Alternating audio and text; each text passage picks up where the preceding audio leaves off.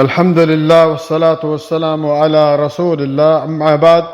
پتہ نہیں قیامت کیوں نہیں آتی۔ معزز سامعین کرام، یہ ایک دربار ہے، تابوت میں جنازہ لایا جاتا ہے، پیر صاحب کی طرف سے حکم ہوتا ہے کہ مرنے والے کے اگلے معاملات مشکل ہیں، بخشوانے کی تگڑی فیس لگے گی۔ استغفر اللہ۔